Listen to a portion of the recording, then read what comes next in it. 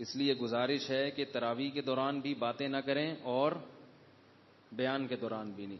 جب بیان ختم ہو جائے تو باتیں کریں, ٹھیک ہے نا, پھر باتیں نہیں کرتی, پھر فوراً گھر چلی جاتی ہیں. تو اس لیے تراویح کے دوران جو ہے نا بات چیت نہیں ہونی چاہیے اور بیان کے دوران بھی نہیں. دوسرا, ان کو کرسی کی ضرورت ہے تو مسجد میں کرسی کا انتظام نہیں ہے, وہ اپنے ساتھ لے آئیں. آج کل ایک فولڈنگ کرسی آتی ہے ہلکی پھلکی سی, تو وہ اپنے ساتھ لا سکتی ہیں, پھر یہیں چھوڑ جائیں, اگلے دن وہی استعمال کر لیں.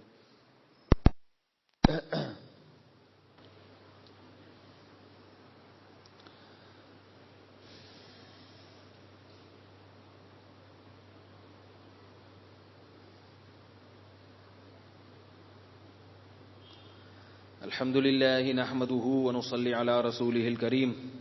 تھوڑا سا شور ہو رہا ہے بھائی اسپیکر میں. کل ہم نے قرآن مجید کی صداقت سے متعلق کچھ دلائل معلوم کیے تھے کہ قرآن مجید اللہ کی کتاب ہے, اس کی حفاظت کیسے ہوئی ہے. اس پر اور بھی کہنے کے لیے بہت کچھ ہے. آج ہم نے سورہ آل عمران اور سورہ بقرہ ختم کی ہے. سورہ آل عمران کا زیادہ حصہ پڑھ لیا, سورہ بقرہ ختم کر دی. تو میں انشاءاللہ اس کے کچھ مضامین آپ کے سامنے بیان کروں گا, کیونکہ سورہ بقرہ میں بہت اہم مضامین بیان ہوئے ہیں جن کا ہماری روز مرہ کی زندگی سے بہت گہرا تعلق ہے. اگر مجھے قرآن دے دیں تو مجھے وہ مضامین بیان کرنے میں آسانی ہوگی.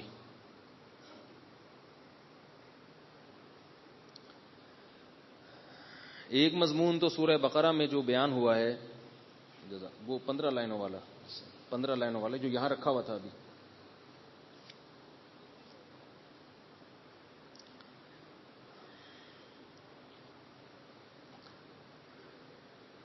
بنی اسرائیل کے متعلق تو باتیں چل رہی ہیں سورہ بقرہ میں, اس پر میں آج بات نہیں کروں گا, کیونکہ ہم جو بنی اسماعیل ہیں ان کو بھی اللہ نے بہت سارے احکام دیے ہیں. تو میں ان کو آج بیان کروں گا کہ اللہ نے سورہ بقرہ میں اور آل عمران میں جو ابتدائی حصہ ہم نے پڑھا ہے اس میں کون کون سے بہت اہم احکام ہیں جو ہمیں دیے ہیں اللہ تعالیٰ نے. ان میں ایک حکم ہے اللہ کی راہ میں خرچ کرنا. یہ سورہ آل عمران میں ہے, 15 لائنوں والا بھائی جو یہاں رکھا ہوا تھا. یہ نہیں, یہ نہیں, رہنے دیں, نہیں مل رہا تو رہنے دیں.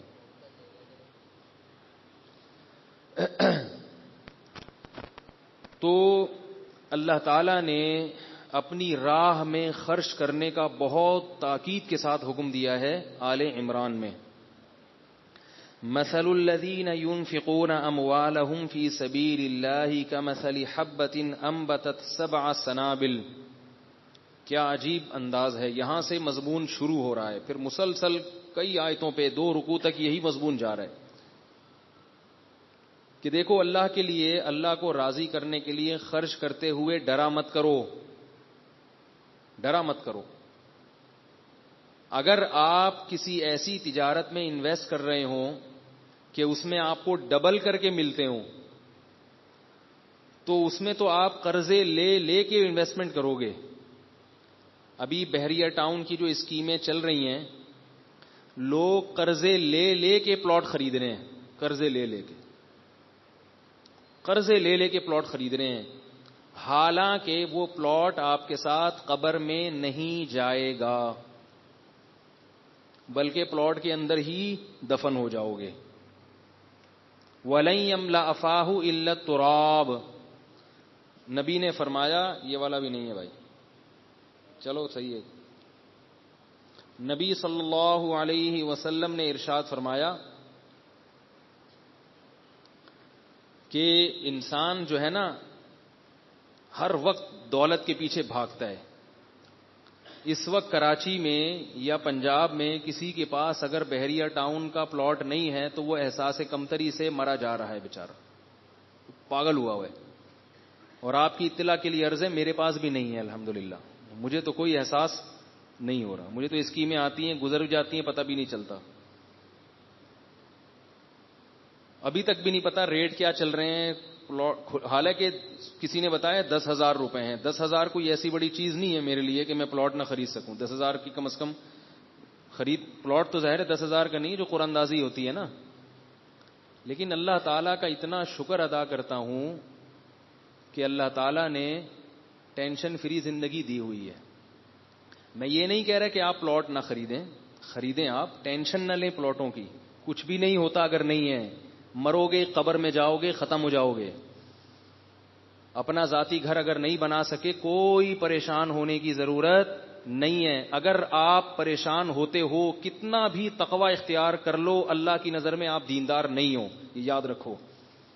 جس شخص کا دل دیواروں میں, عمارتوں میں, پلاٹوں میں, گھروں میں, بنگلوں میں, گاڑیوں میں اٹکا ہوا ہے, وہ تہجد پابندی سے پڑھ لے, داڑھی رکھ لے, شلوار ٹخنوں سے اوپر رکھ لے, حج کر لے, عمرے کر لے, اللہ کی نظر میں وہ دیندار نہیں ہے. یہ خوب یاد رکھو. آج دینداری ظاہری تو سمجھی جاتی ہے, داڑھی پجامہ ٹوپی یہ سمجھا جاتا ہے. دل سے دنیا کی محبت نکل جائے, اس کا دینداری سے کوئی تعلق ہی نہیں سمجھا جاتا. گنہگار مسلمان سے اللہ کو اتنی نفرت نہیں ہے, وہ توبہ کر لے گا, لیکن دل میں اگر دنیا کی محبت گھسی ہوئی ہے تو ویسے شخص سے اللہ کو محبت نہیں ہوتی. صحابہ کرام میں جو سب سے بڑی خصوصیت تھی وہ کیا تھی کہ وہ دنیا سے محبت نہیں کرتے تھے, تبھی ان کے لیے دنیا خرچ کرنا آسان.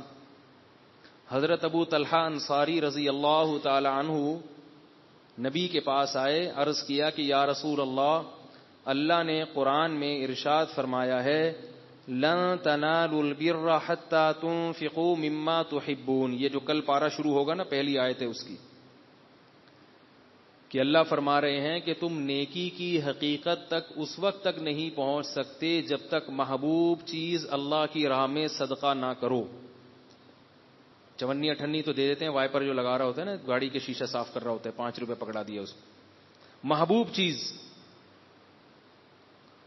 تو اللہ نے تو یہ فرمایا ہے. تو حضرت ابو طلحہ نے فرمایا کہ یا رسول اللہ, میری محبوب چیز میری پراپرٹی ہے. انسان کو جتنی محبت اپنی پراپرٹی سے ہوتی ہے اتنی کسی چیز سے بول لیں نہیں ہوتی. اور وہ پراپرٹی جو کما کے دے رہی ہو اس سے تو پاگلوں جیسی محبت کرتا ہے. کسی کو عشق معاشقہ ہو جائے نا, وہ سب کچھ دے گا, ایزی لوڈ 500 1000 کا بیلنس ڈال دے گا, پراپرٹی نہیں دے گا اس کو, پراپرٹی نہیں دے گا. یہ تھوڑی اسی وجہ سے تو ہوا ہے تمہیں مجھ سے, اگر میرے پاس یہ پراپرٹی نہ رہی تو تم ویسے ہی نہیں رہو گی. پراپرٹی ہوتی ہے تو سب کچھ ہوتا ہے, پراپرٹی نہیں ہو رشتہ ہی نہیں ملتا. لوگ کہتے ہیں آپ کا ذاتی گھر ہے یا نہیں, نہیں جی کرائے کا ہے, چلو بھاگو یہاں سے, دفعہ یہاں سے. نیچ گھٹیا آدمی, غریب. میرے پاس لوگوں کی کالز آتی ہیں لڑکوں کی, کہہ رہے ہیں یار کما رہا ہوں سب کچھ ہے, رشتہ ہی نہیں ملتا. میں نے کہا کیوں؟ کہہ رہے ہیں یار ذاتی گھر نہیں ہے, کرائے کے گھر کی وجہ سے مار کھا جاتے ہیں. میں نے کہا بھائی ایسے جگہ شادی کر لو جن کا اپنا کرائے کا گھر ہو. جواب تو ہے ہمارے پاس الحمدللہ, ایسی جگہ شادی کر لو جہاں اپنا. کہہ رہے ہیں کیوں؟ غریبوں میں تھوڑی کرنی ہے ہم نے, کوئی اسٹینڈرڈ بھی ہوتا ہے بھائی. تو مرنا نہیں ہے, مرنا نہیں ہے. روزانہ نا 100 دفعہ سوچا کرو کہ مرنا ہے مرنا ہے مرنا ہے مرنا ہے مرنا ہے مرنا ہے. 100 دفعہ سوچو گے تو DMR بنیں گے, لاشعور میں جائے گی یہ بات. ایک ہوتا ہے نا کانشیس اور سب کانشیس, لاشعور اور شعور. بہت سی چیزیں ہم جانتے ہیں ہمارے لاشعور میں نہیں ہوتی. جب بار بار تکرار کرو گے مرنا ہے مرنا ہے مرنا ہے, روزانہ سونے سے پہلے دیکھو آج یہاں سو رہا ہوں, کل تختے پہ لیٹا ہوا ہوں گا. آج تو میں بستر پہ لیٹا ہوا ہوں, روزانہ بستر پہ نہیں لیٹوں گا, کل برف پہ لیٹا ہوا ہوں گا. ٹھیک ہے نا, کل برف خانے میں, مردہ خانے میں لیٹا ہوا ہوں گا. جب غسل خانے میں نہایا کرو شاور کے نیچے, بولو آج تو خود نہا رہا ہوں, کل کوئی اور نہلا رہا ہوگا. اور خدا کی قسم یہ وقت ضرور آئے گا, عن قریب آنے والا ہے. زیادہ اترانے کی, خوش ہونے کی چندہ ضرورت نہیں ہے, بس آیا ہی چاہتا ہے. اور یہ بھی سوچ لیا کرو کہ اس کا کوئی ٹائم نہیں ہے, بغیر بتائے آئے گا. جب بھی کوئی جنازہ اٹھے نا بولو لے بھائی وہ بھی نکل لیا, ارے بھائی اب تو میرا نمبر اور قریب ہو گیا اور قریب. سوچ سوچ کے لاشعور میں یہ بات ڈال دو, دنیا مسافر خانہ ہے، مسافر خانہ ہے، مسافر خانہ ہے، رہنے کی جگہ نہیں ہے. ان دیواروں سے، ان اینٹوں سے، ان ٹائلوں سے، اس واش روم سے، اس خوبصورت نلکے سے لوگ جا جا کے نا مجھے اپنے بیت الخلاء کا وزٹ کرا رہے ہوتے ہیں. یہ دیکھیں ہمارے ابا نے یہ واش روم بنایا ہے، کیا انگلش قسم کے نلکے لگے ہوئے ہیں اس میں. میں خوش ہوتا ہوں، چلو اچھی بات ہے، اللہ نے پیسہ دی ہے، لیکن الحمدللہ متاثر نہیں ہوتا بلکہ وحشت ہی ہوتی ہے.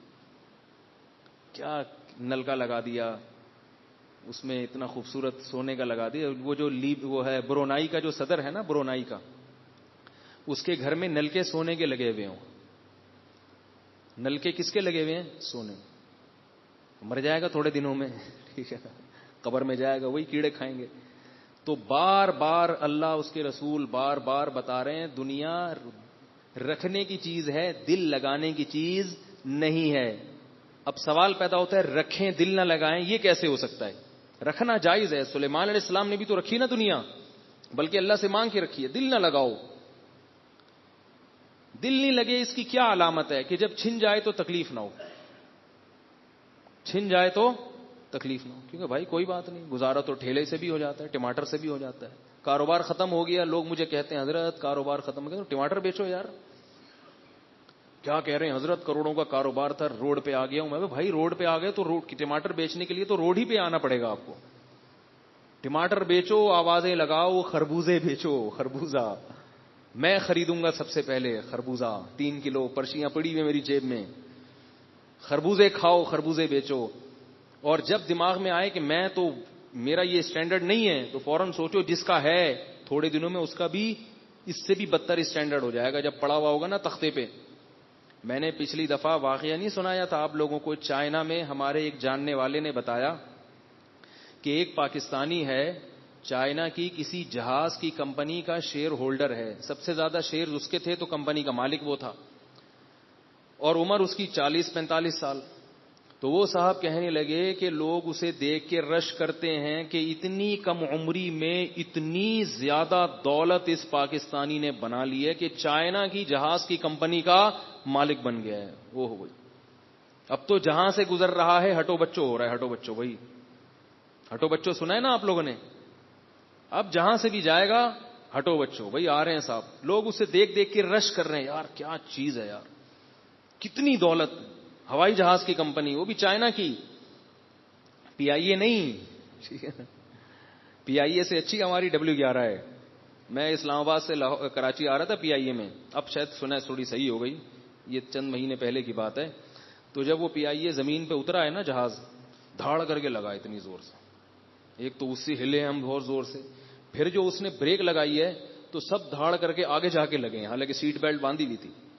تو سب ایک دوسرے کو دیکھ کر ہنسنے لگے کہ یہ پائلٹ نے بریک کیسے لگائی ہے جہاز میں، وہ تمیز سے لگائی جاتی ہے نا، وہ تو جہاز ہے. تو ایسے بریک لگائی ہے کہ سب آگے جا کے دھاڑ کر کے سیٹ پہ لگے. تو مجھے بھی ہنسی آ گئی، میرے ساتھ والا جو بندہ بیٹھا تو اس کو بھی. تو میں نے اس سے کہا W11 کا مزہ آیا بھائی، پیسے جہاز کے خرچ ہوئے، ٹکٹ، مزہ کس کا ہے؟ W11 کا. ٹھیک ہے، تو یہ پاکستان میں الحمدللہ سہولت ہے کہ آپ کو W11 کا مزہ ہر جگہ آ جاتا ہے. خیر، تو وہ جو چائنا کی کمپنی کے مالک تھے وہ صاحب نے مجھے بتایا کہ بڑے دولت مند ہیں، یہ وہ دیکھو وغیرہ وغیرہ، بات آئی گئی ہوگی. ایک دن ان کا فون آیا کہ حضرت وہ جو مالک تھے وہ ایئرپورٹ پہ کھڑے ہوئے تھے، ان کو اٹیک ہوا، دھڑام سے گرے اور آن دا اسپاٹ مر گئے. کھڑے کھڑے گرے اور مر گئے. میں نے کہا دیکھ لو، ہم اچھے رہ گئے کہ نہیں رہ گئے؟ کیا خیال ہے؟ ہم زیادہ اچھے رہ گئے؟ ہم ابھی بھی جی رہے ہیں، پکوڑے کھا رہے ہیں، سموسے کھا رہے ہیں افطاری میں، سحری میں پراٹھے پھوڑ رہے ہیں، ٹھیک ہے نا؟ ہم زیادہ اچھے رہ گئے بھائی. تو اللہ کا شکر ادا کرو یار، ہم نہیں مرے، تھوڑے دن اور ان نعمتوں سے لذتوں سے فائدہ اٹھا لیں. اور اگر اعمال اچھے ہیں تو آخرت، وہ تو اللہ ہی جانتا ہے اعمال اچھے ہیں یا نہیں ہے، لیکن اگر بالفرض اچھے ہیں تو آخرت اور اچھی ہوگی. نہیں اچھے ہیں تو توبہ کرنے کا اللہ نے موقع دیا ہوا ہے بھائی. اس کو تو موقع نہیں ہے، وہ تو مر گیا، وہ تو مر گیا. اس کے پاس تو نماز کا ٹائم نہیں ہے، زکوٰۃ کا ٹائم نہیں ہے. تو بھائی بہت بڑا سیٹ ہے نا، نماز پڑھنے کہاں سے جائے گا؟ وہ ٹائم نہیں ہے بھائی. میں بھائی اتنا بڑی کمپنی ہے میری، آج میٹنگ ہے، آج جو ہے وہ بلایا ہے مجھے، اور آج یہ ہے اور آج وہاں جانا ہے، ٹائم کہاں ہے نماز؟ تراویح تو بہت دور کی بات ہے بھائی، نماز کا ٹائم نہیں ہوتا، روزہ رکھنے کا ٹائم نہیں ہوتا. ڈاکٹر نے منع کیا کہ آپ روزہ رکھیں گے تو پتلے ہو جائیں گے, تو اتنے پیسے کس بات کے جب روزہ ہی رکھنا ہے. دھڑام سے مر گیا. اب آپ کے ذہن میں شیطان ایک وسوسہ ڈالے گا کہ بھائی اس نے اپنی صحت کی حفاظت نہیں کی ہوگی اس لیے مر گیا. ایسا نہیں ہے. جس کے پاس غیر ضروری دولت ہوتی ہے نا, اس کو دنیا سے محبت بھی بہت زیادہ ہوتی ہے, وہ صحت کی حفاظت کی فکر بھی بہت زیادہ کرتے ہیں. ایک تو کچھ لوگ اس لیے کرتے ہیں کہ اللہ اس کے رسول کا حکم ہے صحت کی حفاظت کی فکر, لیکن ہمارے ہاں اکثریت اللہ اس کا رسول کا حکم سمجھ کے نہیں کرتی, بلکہ وہ تو اس لیے کہ تاکہ ہم زیادہ دن زندہ رہیں. تو حفاظت بھی ہوتی ہے, سب کچھ ہوتا ہے, مگر موت کا ایک جھٹکا ختم کر دیتا. دیکھو اللہ نے سلیمان علیہ السلام کو بہت زیادہ دولت دی ہے. اس کائنات میں جتنی دولت حضرت سلیمان کو ملی اور جتنی بڑی حکومت حضرت سلیمان کو ملی, اتنی حکومت اور اتنی دولت اللہ نے کسی کو بھی نہیں دی ہے. بات سننا ذرا, میں کہنا کیا چاہ رہا ہوں خوب غور سے سمجھیں, کیونکہ سلیمان علیہ السلام جیسی حکومت کسی کو بھی نہیں ملی, یہ قرآن سے ثابت ہے. ان جیسی دولت کسی کو بھی نہیں ملی, لیکن ان جیسی موت بھی کسی کی نہیں ہوئی.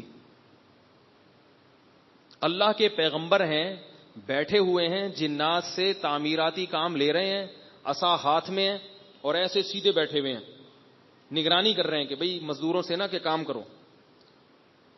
اور ان کے تصور میں بھی نہیں ہے کہ ابھی میری موت آنے والی ہے, کیونکہ جس کو پتا ہوتا ہے نا موت آنے والی ہے, خاص طور پہ پیغمبر کو, وہ تو سارے کام لپیٹ کے کیا کریں گے, عبادت میں لگ جائیں گے, وصیت کرنا شروع کر دیں گے, بھائی بس کام ابھی ذرا سمجھو, روکو ذرا, میں اپنا نائب خلیفہ کسی کو بنا رہا ہوں, ذرا صبر کرو.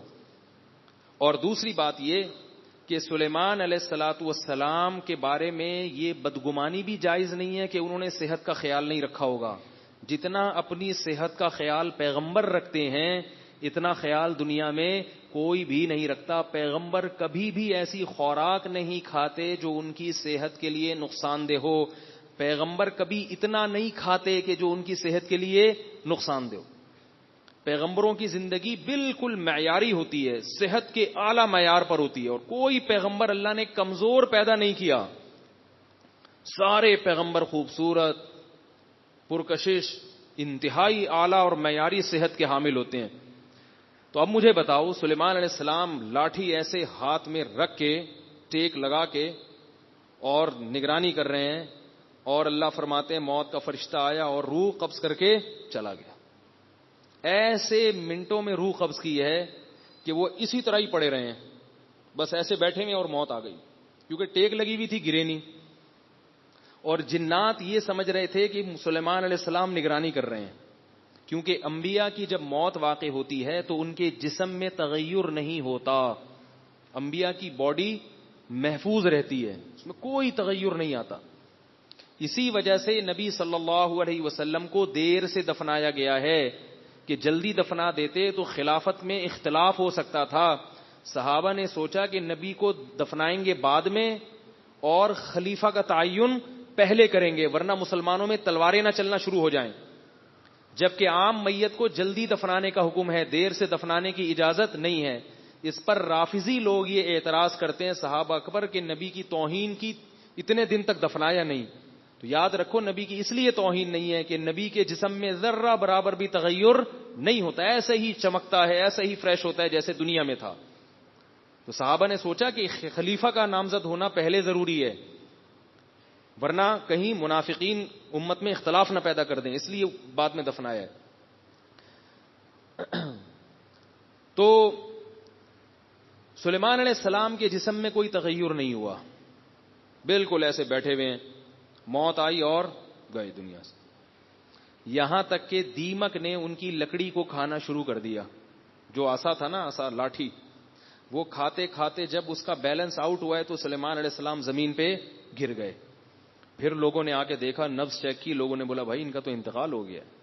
قرآن کہتا ہے کہ اگر جنات کو پہلے پتہ چل جاتا نا یہ دنیا سے جا چکے ہیں تو اتنی سخت محنت اور مزدوری میں نہ لگے رہتے, وہ تو ان کے روب سے لگے ہوئے تھے. تو اب دیکھو اللہ نے سلیمان علیہ السلام کو ایک دم کیوں اٹھا لیا, یہ بتانے کے لیے کہ اتنی دنیا, اتنی دولت پیغمبر کو بھی دی ہے, تو بعد والوں کو یہ بتا دیا کہ دنیا دل لگانے کی چیز نہیں ہے. سلیمان کو جس کو اتنا کچھ دیا اس کو بھی ایک سیکنڈ میں اٹھا سکتا ہوں, تم کس کھیت کی مولی ہو. بات نہیں سمجھ میں آ رہی, کیا کریں یار. چائنیز زبان میں سمجھاؤں گا. چائنیز جو ہے نا, چائنیز چنگ پونگ کر کے سمجھ میں. چائنیز آ رہے ہیں ابھی گوادر میں, علماء بہت سے سنے چائنیز زبان بھی سیکھ رہے ہیں. تو چائنیز میں تو بالکل ہی سمجھ میں نہیں آئے گی اگر اردو میں سمجھ میں نہیں آ رہی. تو یاد رکھو, بار بار بار بار بار بار کیا سوچنا ہے, مرنا ہے. اپنا گھر نہیں ہے, کرائے کا ہے. بولو جس کا ہے اپنا وہ کون سا یہاں رہے گا, وہ بھی تو نکلے گا, وہ بھی تو مر جائے گا. اور میں بار بار کہتا ہوں نا, لوگ کہتے ہیں اپنے لیے نہیں, میں تو اپنی اولاد کے لیے بنا رہا ہوں. تو اولاد جو ہے وہ کہتی ہے ہمارے لیے نہیں, بلکہ ہم کس کے لیے, اپنی اولاد کے لیے. وہ کہتے ہیں ہم اپنی اولاد کے لیے. بھائی اپنا دیکھو, تمہیں سر چھپانے کی چھت مل جائے عزت کے ساتھ, ٹھیک ہے, جیسے تمہیں مل گئی انشاءاللہ تمہاری اولاد کو بھی مل جائے گی. کوئی ایسے نہیں ہوتا, کسی کو اللہ محروم نہیں کرتے. کوئی قحط پڑ جائے, کوئی جنگ ہو جائے تو ایک الگ بات ہے, وہ تو جن کے مکان ہیں وہ بھی محروم ہو جاتے ہیں. تو اللہ نے پیسہ دیا ہے, مکان بنا لو, نہیں دیا تو بحریہ ٹاؤن پہ را لیں, مت ٹپکاؤ سوچ سوچ کے ہائے ہائے ہائے اتنے پلاٹ نکل گئے, ہائے کچھ نہیں ہوتا, مریں گے کھپیں گے. دنیا ہے, قبرستان زیادہ آباد ہو رہے ہیں. بحریہ ٹاؤن میں اتنے پلاٹ نہیں ہیں جتنے قبرستانوں میں پلاٹ پڑے ہوئے ہیں. جا کے دیکھو, مردوں پہ مردے چڑھے ہوئے ہیں. کراچی میں تو قبرستان ختم ہو گئے. اب گورکن پرانے والے کو کہیں سائڈ پہ لگاتا ہے, نئے والے کو فٹ کر دیتا ہے, پھر نئے والے کو گردے نکال کے پھیپڑے نکال کے بیچے ہسپتالوں میں. بالکل بزنس چل رہا ہے. وہ اس لیے چل رہا ہے, اس کو پتا ہے قبر میں جگہ ہی نہیں ہے بھائی. تو یہ کتنی تیزی سے آباد ہو رہے ہیں, اتنے بچے پیدا نہیں ہو رہے جتنے مر رہے ہیں, ایسا لگ رہا ہے. تو اللہ نے قرآن مجید میں حکم دیا کہ وہ لوگ جو اللہ کی راہ میں خرچ کرتے ہیں ان کی مثال بڑی پیاری دی ہے. کمثل حبۃ انبتت سبع سنابل, جیسے ایک گندم کے دانے کو زمین میں بو تو کتنے دانے, کتنی کونپلیں نکلتی ہیں, 7. فی کل سنبلۃ مئۃ حبہ, اور ہر کونپل میں 100 دانے ہوتے ہیں. تو ایک دانے سے 700 دانے بن جاتے ہیں. یعنی اگر کوئی جس نے یہ گندم اگنے کا عمل نہ دیکھا ہو یا پودوں کے اگنے کا عمل نہ دیکھا ہو, اس کو اگر آپ آ کے کہیں, کوئی جنگل میں رہا اور اس نے کبھی دیکھا ہی نہیں, یعنی جنگل میں نہیں, بیابان میں رہا, صحرا میں, اس کو بولیں کہ یہ ایک گندم کا بیج ہے, اس سے تھوڑے دنوں میں 700 بیج بالکل ایسے پیدا ہو جائیں گے, وہ کہے گا یہ تو جادو ہے بھائی, نظر کا دھوکہ ہے, 1 سے 700 کہاں پیدا ہوں گے. اور پھر آپ کہیں وہ جو 700 ہے نا, ان میں سے ہر ایک سے پھر 700, تو 700 کو ضرب دے دیں 700 سے, کروڑوں میں بات پہنچے گی. تو وہ جواب میں کیا کہے گا, بھائی یہ پاگل ہو رہا ہے دماغ, یہ کہاں سے, کون سی فیکٹری ہے, کون سی مشین ہے, کون سا سائنسدان ہے جو 1 کے 700 بنا دے گا. تو آپ کہیں یہ اللہ کرتا ہے, اللہ. تو وہ جواب میں کیا کہے گا, میں اللہ کو نہیں مانتا, میری عقل میں نہیں آتا. لیکن ہم چونکہ صبح و شام دیکھتے ہیں کہ اللہ کیا کرتے ہیں, ایک بیج کو مٹی میں ڈالا, گوبر اور پانی اس کے ملاپ سے اور مٹی کے ملاپ سے اس ایک دانے سے اللہ 700 دانے پیدا کر دیتے ہیں. تو یہ اللہ نے اپنی قدرت دنیا میں دکھائی ہے. تو اللہ فرماتے ہیں تم اللہ کی راہ میں خرچ کرو گے, جہاں جہاں وہ خیر میں جائے گا اس سے جو جو خیریں پھیلیں گی وہ ملٹی پلائی ہوتا چلا جائے گا, اور ایک کے لاکھوں کروڑوں بن کے قیامت کے دن تمہارے سامنے آئیں گے. نہیں آ رہی بات. دیکھو ایک آدمی نے مسجد میں ایک پنکھا لگا دیا, اس پنکھے سے کتنے لوگ مستفید ہوتے ہیں, تو وہ ثواب اس کا بڑھتا چلا جا رہا ہے. ہم کہتے ہیں یار اللہ اتنا ثواب کہاں سے لائے گا, بھائی اللہ کے خزانوں میں کمی نہیں ہے, کمی نہیں ہے.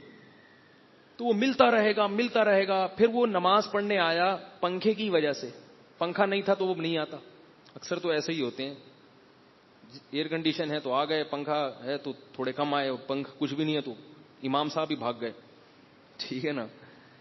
تو جو آیا اس کو نماز دل لگا اس کا, کچھ اللہ نے اس کو اور ترقی دی, تو اس میں آپ کا بھی دخل ہوگا.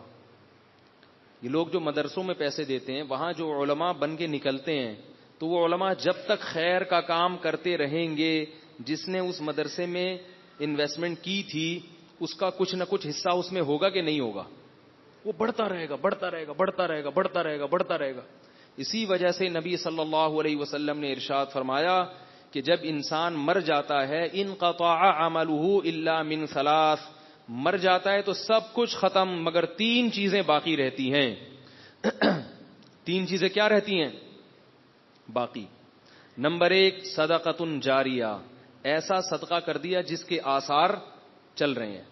درخت لگا دیا, کنواں کھود دیا, مسجد بنا دی, مدرسہ بنا دیا, یا طلباء پہ خرچ کر دیا مدارس میں, تو وہ جب تک نکلیں گے فارغ ہو کے وہ پھیلتا رہے گا, پھیلتا رہے گا, پھیلتا رہے گا. تو پہلی چیز کیا فرمائی؟ صدقہ جاریہ. دوسری چیز ارشاد فرمائی ولد صالح يدعو له, نیک اولاد جو اس کے لیے دعا کرتی رہے گی. پھر اس اولاد کی اولاد ہوگی جو اپنے باپ دادا کے لیے دعا کرتی ہے, پھر اولاد کی اولاد. تو نیک اولاد, تو اولاد ہوگی تو نیک ہوگی نا. 2 بچے میں کیا پتا کہ نیک ہوں گے کہ نہیں ہوں گے. ایک صاحب کل مجھے ملے, کہہ رہے ہیں ایک ہی بچہ ہے اتنا نالائق. ان کہنے لگے ایک بیٹا ہے میرا بہت سخت تنگ کیا ہوا ہے, نافرمان ہے, یہ وہ, ایک نماز نہیں پڑھتا. میں نے کہا دوسرے تو پڑھتے ہوں گے نا, ان سے خدمت لے لی. کہنے ہے ہی ایک. میں نے کہا پھر یہ آپ کا, میرا قصور نہیں ہے بھائی, یہ میرا قصور نہیں. اب بھگتو. ہمارے نبی صلی اللہ علیہ وسلم نے فرمایا تزوج الودود الولود, ایسی عورت سے نکاح کرو جو کثرت سے اولاد دے تمہیں. اولاد کے معاملے میں بخل سے کام نہ لے. بہت بڑی ترقی کا ذریعہ بنے گی اولاد. دیکھو میں اپنے والدین کا 4تھا بچہ ہوں, میں بڑا نالائق ہوں, لیکن اگر میرے والد صاحب ابھی جو میں دین کی خدمت کر رہا ہوں مجھے دیکھتے تو خوش ہوتے نا کہ اچھا ہوا 4تھا ہو گیا تھا. کیا خیال ہے؟ اگر خاندانی منصوبہ بندی والوں کے مشورے پہ چلتے تو میرے والد صاحب کا جو علمی سرمایہ ہے جو آج لاکھوں لوگوں تک پہنچ رہا ہے وہ نہ پہنچتا, کیونکہ میرے دونوں بڑے بھائی عالم نہیں ہیں مجھ سے اچھے, مجھ سے نیک ہیں, عالم نہیں ہیں. عالم میں بھی نہیں ہوں لیکن ان سے زیادہ ٹوٹا پھوٹا علم ہے میرے پاس. تو وہ صدقہ جو اللہ اگر قبول کر لے, باقی اللہ ہی بہتر جانتا ہے کہ یہ قبول ہو رہا ہے کہ نہیں ہو رہا. تو لا تدرون ایہم اقرب لکم نفعا, اللہ فرماتے ہیں تمہیں معلوم نہیں ہے کہ تمہاری کون سی والی اولاد تمہارے لیے نفع کا ذریعہ بن جائے, کون سی والی اولاد تمہارے لیے فائدے اور نفع کا ذریعہ بن جائے, کسی کو پتہ نہیں ہے. اس لیے یہودیوں کی باتوں میں مت آیا کرو. تو سلیمان کیا عرض کر رہا تھا میں کہ کیا بات چل رہی تھی؟ ہاں, صدقہ جاریہ او علمی ينتفع به, یا وہ علم جس سے فائدہ اٹھایا جائے. علم چھوڑ کے چلا گیا کوئی, جیسے کسی نے علم کی بات کسی کو بتا دی تو اس نے آگے بتا دی, اس نے آگے بتا دی, یا آپ نے کسی کو, جیسے تبلیغ والے نکلتے ہیں اللہ کی راہ میں, وہ لوگوں کو نکال لیتے ہیں سروزے میں. علم 2 طرح کا ہے نا, ایک فضائل کا اور ایک مسائل کا. مسائل کا علم علماء, فضائل کا علم عوام بھی بتاتی ہے. تو وہ پھیلتے پھیلتے وہ کیا ہو گیا کہ وہ, میں آپ کو عجیب واقعہ سناؤں. میں جو بیٹھا ہوں نا آج یہاں پہ, میرے استاذ جن کا جامعۃ الرشید ہے, اتنا بڑا ادارہ بنایا جس سے اللہ اتنی خیر کے کام لے رہے ہیں, وہ استاذ کیسے آئے دین پر؟ ان کے جو والد تھے, ان کے والد کو کسی غلط کیس میں جیل ہو گئی. ہوتا ہے نا کیس ہوتا ہے تو جب تک ثبوت ہو نہ ہو گورنمنٹ اٹھا کے جیل میں ڈال دیتی. وہ بری ہو گئے اس سے الحمدللہ, لیکن جب تک کیس چلا تو وہ جیل ہو گئی. جب جیل میں گئے ہیں, یہ بہت پرانی بات ہے, ان کے والد صاحب کا بھی انتقال ہو گیا. تو وہ جب جیل میں گئے ہیں تو جیل میں ایک ڈاکو ملا. وہ ڈاکو تبلیغی جماعت کے جو امیر تھے حضرت مولانا الیاس رحمۃ اللہ علیہ, ان کی صحبت اٹھائی ہوئی تھی اس ڈاکو نے. اب پتہ نہیں وہ صحیح ڈکیتی میں پکڑا گیا تھا یا غلط الزام تھا, واللہ عالم, لیکن وہ کچھ نہ کچھ ان کے پاس اٹھنا بیٹھنا تھا. تو اس نے جیل میں موقع غنیمت سمجھ کے میرے جو استاذ ہیں ان کے والد کو تبلیغ کرنا شروع کر دی. جیل میں تو کوئی بھی کام نہیں ہوتا نا, تبلیغ والے تو کوئی کام بھی ہو تو نہیں چھوڑتے آپ کو. اور جب آپ فارغ بیٹھے ہوئے ہوں وہ کہتے ہیں یہ تو بڑا ٹائٹ شکارا ہے, یہ بھی کچھ بھی نہیں کر رہا, ابھی اس کو پکڑو. وہ تو دیکھتے ہیں بھائی کون بندہ ایسا ہے جو مکھیاں مار رہا ہے بیٹھ کے, یہ اس کو تو پکڑو نا, اس کو کیوں چھوڑے بھائی. تو وہ جیل میں ڈاکو بیٹھا تھا, اس نے کہا یہاں تو کوئی بھی کام نہیں ہے تو کیوں نہ اس پہ محنت کرو. یہ جو آیا بندہ ہمارا, محنت شروع کر دی. اتنا سمجھایا, اتنی محنت کی, وہ مان کے نہیں دے رہے تھے. تو ان کو سمجھایا اچھا تم جب رہا ہو نا تو جا کے ایک دفعہ حضرت مولانا کی خدمت میں بیٹھ جانا, تھوڑا سا کام سیکھ لینا. اللہ نے کیسا رخ بدلا ہے. وہ نکلے اور حضرت کی خدمت میں گئے, تبلیغ میں وقت لگایا, پھر وقت لگایا, پوری زندگی تبدیل ہو گئی. اللہ نے اولاد بہت دی ان کو, 9 تو صرف بیٹے ہوئے ہیں ان کے. سب بیٹوں کو پھر حافظ بنایا, علم میں لگایا. تو ان کے جو دوسرے نمبر والے بیٹے تھے نا, انہوں نے علم میں اتنی ترقی کی کہ وہ پورے پاکستان میں وفاق المدارس میں ٹاپ کیا انہوں نے. کیوں؟ اس لیے کہ باپ کا تبلیغ میں وقت لگا تھا، اور لگایا کس نے؟ وہ جو جیل میں ڈاکو تھا اس نے نصیحت کی. میں حقیقت میں تھا یا نہیں تھا میں الزام نہیں لگا رہا، ہو سکتا ہے نہ ہو، لیکن کیس اس پر یہ تھا کہ ڈکیتی ہے. تو اب نتیجہ کیا نکلا؟ جب تبدیل ہوئے تو بیٹے نے اتنی ترقی کی، پھر ہمارے حضرت مفتی رشید احمد صاحب کے پاس آئے، پھر ہوتے ہوتے ہوتے آج کتنا بڑا ادارہ، حضرت مفتی محمد تقی عثمانی صاحب ان کی تعریف کرتے ہیں، وہ جب وہ بلاتے ہیں تو وہ آتے ہیں وہاں پہ، اور ان کا ہی فیض ہے کہ میں یہاں بیٹھا ہوا ہوں ممبر پہ بات کر رہا ہوں آپ کے سامنے. تو یہ سارا کریڈٹ کس کو جاتا ہے؟ وہ جو 3-4 دن کی محنت جیل میں ایک ڈاکو نے کی، اس کو پتا بھی نہیں ہے، نہ اس کے بچوں کو پتا ہے کہ ہمارے ابا کیا. وہ تو صحیح سمجھ رہا ہوگا میں نے سروزہ لگوا دیا، ختم ہو گئے، میں لگا لیا ہوگا سروزہ. اس نے اب کون، اس وقت فون تو تھا نہیں، ٹیلی فون. وہ اپنے گھر چلا گیا، یہ اپنے گھر چلے گئے. لیکن وہ قیامت کے دن دیکھے گا کہ جامعۃ الرشید بھی اس کے نامہ اعمال میں، بولو بھائی، لکھا ہوا ہوگا. یہ ہے وہ مثال جو اللہ تعالی قرآن کریم میں دے رہے ہیں. اور اسی کو حدیث میں کیا کہا گیا؟ علم ينتفع به. اسی طرح علماء جو علم چھوڑ کر جاتے ہیں، لوگوں کے ایمان کی حفاظت کرتے ہیں. نبی صلی اللہ علیہ وسلم نے فرمایا قابل رشک صرف 2 آدمی ہیں. ایک وہ دولت مند جس کو اللہ نے دولت دی اور وہ خیر کے کاموں میں لٹاتا ہے، اور ایک وہ عالم جس کو اللہ نے علم دیا اور وہ لوگوں کو واعظ و نصیحت کرتا ہے، ہدایت کی باتیں بتاتا ہے. فرمایا ان 2 کے علاوہ کوئی قابل رشک نہیں ہے.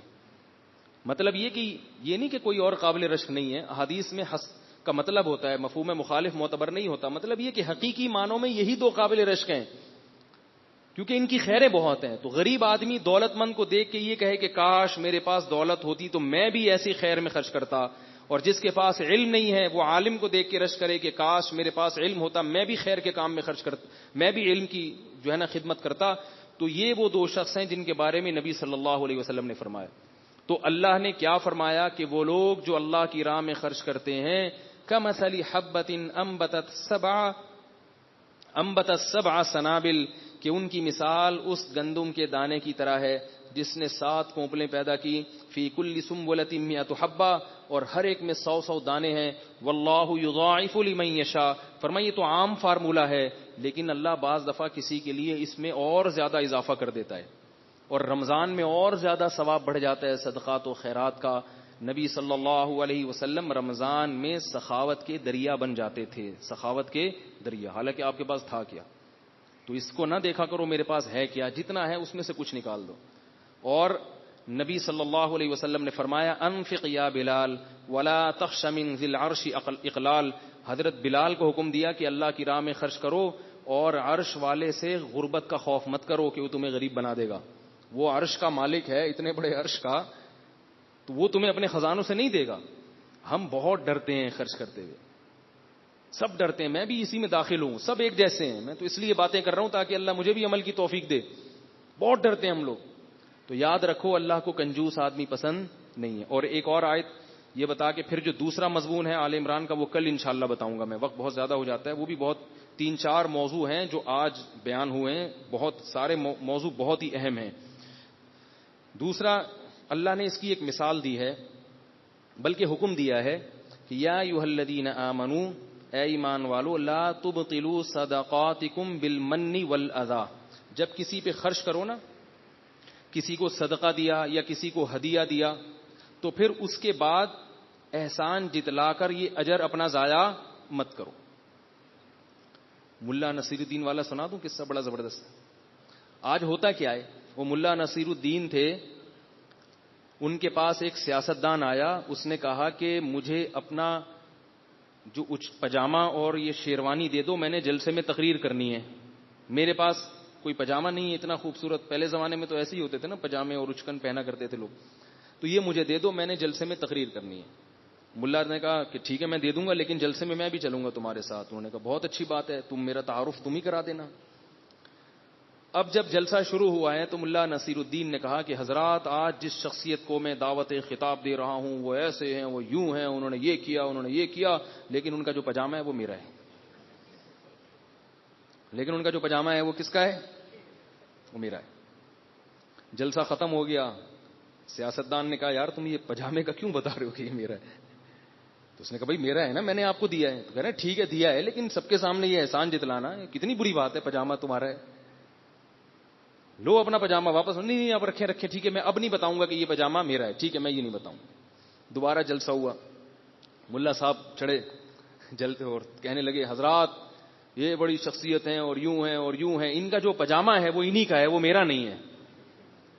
ان کا جو پاجامہ ہے وہ انہی کا ہے, وہ میرا نہیں. اس نے کہا یار یہ پکڑ بھائی اپنا پاجامہ, یہ کیوں بتاتا ہے کہ یہ تیرا ہے یا یہ میرا ہے, یہ بتانے کی ضرورت کیا ہے؟ اس نے کہا, ملا صاحب نے کہا اچھا یہ بتانے کی ضرورت نہیں ہے کہ یہ کس کا پاجامہ ہے؟ اس نے کہا نہیں یہ بتانے کی ضرورت نہیں ہے, اس سے بے عزتی ہوتی ہے. چلو بھائی ٹھیک ہے. دوبارہ جلسہ ہوا تو ملا صاحب کھڑے ہوئے, حضرات میں شخصیت کو دعوت دے رہا ہوں اور یہ یوں ہیں اور یہ ہیں, اور ان کا جو پاجامہ ہے اس کے بارے میں بتانے کی کوئی چندہ ضرورت نہیں ہے, اس کے بارے میں کوئی تبصرہ کرنا پسند نہیں کروں گا کہ یہ میرا ہے یا ان کا ہے. اس نے پاجامہ اتارا, بولا بھائی تو پکڑ اپنے پاجامے کو, مجھے یہ تیرا احسان بہت مہنگا پڑ رہا ہے. تو ہم بھی جب کسی کو گفٹ دیتے ہیں, گفٹ دینا بھی ثواب ہے, ہدیہ دینا بھی ثواب ہے. نبی صلی اللہ علیہ وسلم نے فرمایا تہادوا تحابوا, ایک دوسرے کو ہدایہ دیا کرو, اس سے محبت بڑھتی ہے. تو محبت خود ایک بہت بڑی عبادت ہے. اور صدقہ دینا بھی کسی ضرورت مند کو. ہدیے اور صدقے میں فرق یہ ہے کہ ہدیے میں سامنے والے کی ضرورت نہیں دیکھی جاتی, ہدیہ بادشاہوں کو بھی دیا جاتا ہے حالانکہ وہ ضرورت مند نہیں ہوتے, اس کا مقصد ہے محبت پیدا کرنا. اور صدقہ اکثر کس کو دیا جاتا ہے؟ ضرورت مند کو. تو اس میں نیت, اگر آپ نے احسان جتلانا شروع کر دیا تو یہ اللہ نے قرآن میں فرمایا کہ اس سے تمہارا اجر ضائع ہو جائے گا. قول معروف ومغفرۃ خیر من صدقۃ یتبعها اذى, فرمایا جب کوئی بھکاری مانگے ضرورت مند تو اس سے معذرت کر لینا یہ زیادہ بہتر ہے اس صدقے سے کہ جس صدقے کے بعد اس کو احسان جتلا کر تکلیف دی جائے. نہ دو یہ بہتر ہے بنسبت اس دینے کے کہ دینے کے بعد اپنا احسان جتلاؤ. تو یہ درست نہیں ہے. ہاں یہ یاد رکھو, اگر آپ نے کسی پر احسان کیا اور وہ آپ پہ ظلم کر رہا ہے پھر اس کو تانا دیا جا سکتا ہے کہ یار میں تمہارے ساتھ اچھا سلوک کر رہا ہوں اور تم میرے ساتھ یہ کر رہے ہو, ایسے موقع پہ برا نہیں ہے. تو یہ بھی اللہ تعالیٰ نے ہمیں ان آیتوں میں حکم دیا. تو رمضان میں ہمیں صدقات و خیرات کی کثرت کرنی چاہیے. اور حضرت بلال سے جو نبی نے فرمایا کہ اللہ سے فقر و فاقہ کا خوف نہ کرو, حضرت بلال تو خود غلام تھے, کیا تھا ان بیچاروں کے پاس, لیکن نبی ان سے کیا کہہ رہے ہیں, خیرات کرو اللہ کی راہ میں. اور یہ بھی فرمایا کہ وَلَوْ بِشِقِّ تَمْرَةٍ, کچھ بھی نہیں ہے نا تو کھجور کا آدھا ٹکڑا دے دیا کرو کسی کو. تو مسلمان کنجوس نہیں ہوتا, مسلمان بخیل نہیں ہوتا. مسلمان اگر دولت رکھتا بھی ہے تو خرچ بھی بہت کرتا ہے, رکھنے پر پابندی نہیں ہے, مگر دولت پہ سانپ بن کے بیٹھ جانا, دل لگانا اور آخرت میں ذخیرہ نہ کرنا. اللہ ایک کے 700 اور لاکھوں کروڑوں دے رہا ہے, بڑھا رہا ہے, اور آپ کو نہیں میں تو بحریہ ٹاؤن میں 10 پلاٹ لوں گا, 10 ہو گئے, میں 11واں بھی لوں گا, 12واں بھی لوں گا, 13واں بھی لوں گا. تو ابو طلحہ انصاری نے کیا کیا تھا, وہ جو میں واقعہ ادھورا رہ گیا تھا, یا رسول اللہ میری پراپرٹی ہے کما کے دے رہی ہے, میں یہ صدقہ کرنا چاہتا ہوں. تو آپ نے فرمایا اپنے چچا بھائی کو دے دو, اپنے چچا بھائیوں کو دے دو. تو آپ کے پاس بھی اگر 15-20 پلاٹ ہیں اور آپ کے رشتہ داروں میں اگر کوئی غریب ہے تو 2 پلاٹ اس کو دے دیں. کیا خیال ہے؟ زکوٰۃ کے علاوہ بھی تو دے سکتے ہیں نا. بولے یار 10 پلاٹ ہیں, کیا کرنا ہے, قبر میں جانا ہے, زندگی میری 10-15 سال کی رہ گئی, وہ بھی اگر رہ گئی ہے, ورنہ تو کوئی بھروسہ نکل مر جاؤں میں. تو 10-15 سال ہے, اتنے پلاٹوں کا کیا کروں گا, 2 ایسا کرو اپنے چچا, ایک اپنے چچا کو دے دو, یہ چاچا وہ بے ہوش ہو جائے گا, وہ مارے گا یوں کر کے کہ میں خواب تو نہیں دیکھ رہا, ایسے مارے گا, خواب تو نہیں دیکھ رہے, کیا ہو رہا ہے بھائی, تو کر لو, کچھ نہیں ہوگا, دل میں سکون ملے گا, اطمینان ملے گا, دنیا سے محبت ختم ہوگی.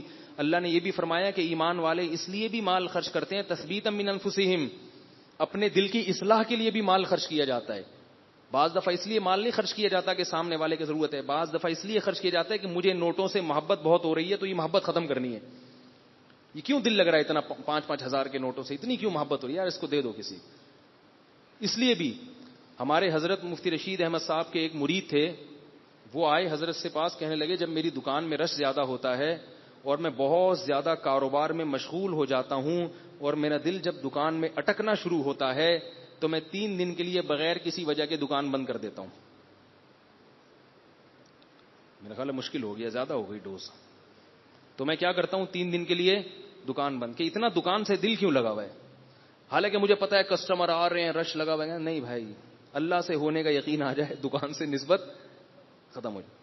آپ لوگ نہ کریں, کسی سے پوچھ کے کریں. ایسا نہ ہو کہ نقصان, دکان 3 دن کے لیے بند کر دی, پھر اگلے دن مکھیاں مار رہے ہیں, آ نہیں رہا, پھر گھر میں بیوی پھڈے کر رہی ہے, عید کے کپڑے نہیں ہیں, آپ کہیں اللہ سے ہوتا ہے, غیر اللہ سے کچھ نہیں ہوتا, تو کہ اب لاؤ نا اللہ سے ہوتا ہے.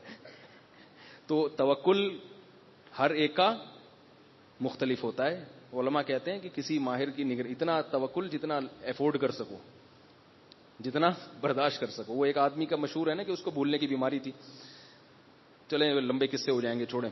تو وہ جو ہے کیا نام ہے, تو وہ اس لیے بھی مال خرچ کیا جاتا ہے کہ بھائی مجھے پیسوں سے اتنی, اب 10 پلاٹ ہیں یار, ایک دے دو نا, کیا جان نکلے گی, کیا دے کے دیکھو ہوتا کیا ہے, جان نکل رہی ہوگی, کیوں دوں, میں تو یہ کر سکتا ہوں, میں تو یہ, کوئی ضرورت نہیں ہے صدقہ کرنے کی, لیکن ایک پلاٹ نکال دو یار, یہ مدرسے کو دے دو یار, یہ فلاں کو دے دو, یہ رشتہ داروں کو دے دو, رشتہ داروں کے لیے بیچ کے رشتہ داروں میں پیسے بانٹ دو. رشتہ داروں کو جو دیا جاتا ہے نا ضرورت کی بنیاد پہ نہیں, محض رشتہ داری جوڑنے کے لیے دیا جاتا ہے کہ وہ خوش ہو جائیں گے. اور یاد رکھو, رشتہ داروں پہ پیسہ خرچ کر لو گے تو وہ سارے اختلافات خود بخود ختم کر دیں گے, اس کے لیے کوئی جرگہ بٹھانے کی ضرورت نہیں رہے گی. اور اللہ نے رشتہ داری جوڑنے کا حکم دیا ہے, تو تھوڑا سا خرچ کرنے والے بنے. اللہ مجھے بھی توفیق دے. میں باتیں کرتے ہوئے ڈرتا ہوں کہ میرے اوپر آزمائش آئی تو اللہ بولے وہ بڑا فنٹر بنا ہوا تھا, تقریریں کر رہا تھا, اب نکالنا پیسے, تو مجھے خود بھی ڈر لگتا ہے, ٹھیک ہے نا. اس لیے میں اللہ سے میں بھی دعا کرتا ہوں اللہ مجھے بھی عمل کی توفیق دے اور آپ حضرات کو بھی. باقی مضامین انشاءاللہ کل بیان ہوں گے. سبحانک اللہم و بحمدک, نشہد ان لا الہ الا انت, نستغفرک و نتوب الیک.